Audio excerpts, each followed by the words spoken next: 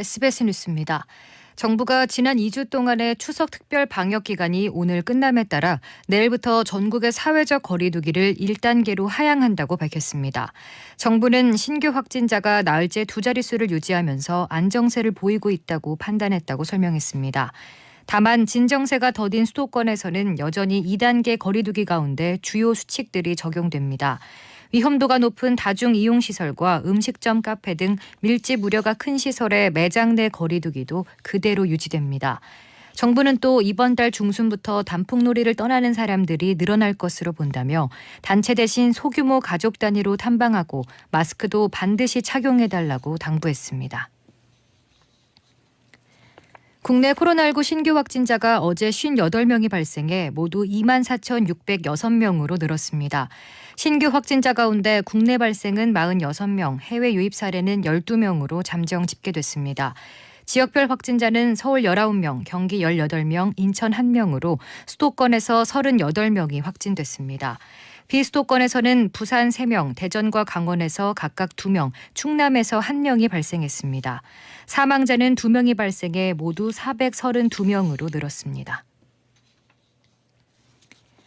북한이 어제 당 창건 75주년 열병식에서 신형 대륙간 탄도미사일 신형 ICBM을 공개했습니다. 열병식 맨 마지막에 등장한 신형 ICBM은 기존 최신형이던 화성 15형보다 크기가 더 커져 이동식 발사 차량의 바퀴만 22개나 됐습니다. 직경도 굵어졌고 탄두부도 길어진 만큼 화성 15형보다 사거리가 길어지고 다탄도 탑재 가능성이 있습니다. 지난해 10월 발사한 잠수함 발사 탄도미사일 북극성 3형에 이은 신형 SLBM 북극성 4형도 공개됐습니다. 김정은 위원장은 전쟁 억제력 강화를 선언하며 남쪽을 향해서는 북과 남이 다시 두 손을 마주 잡는 날이 찾아오길 기원한다며 유화 메시지를 발신했습니다.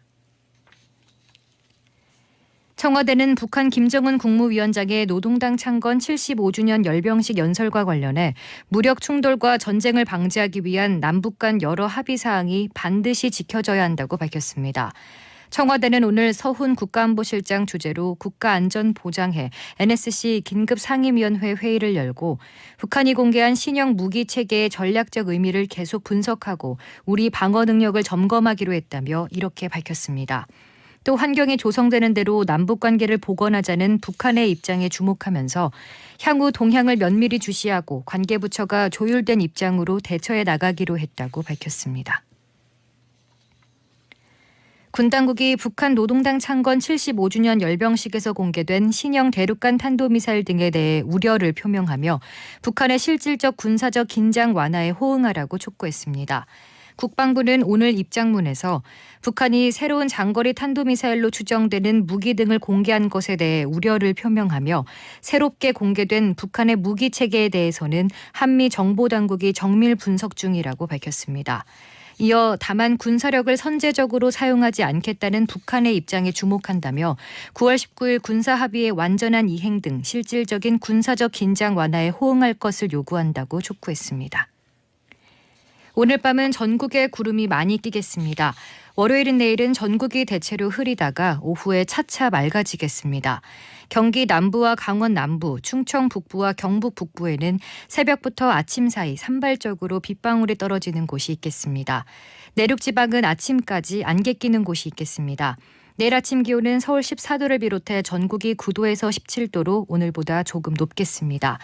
낮 최고 기온은 서울과 광주 22도, 대전과 대구는 23도가 예상되는 등 전국이 20도에서 25도로 오늘과 비슷하겠습니다.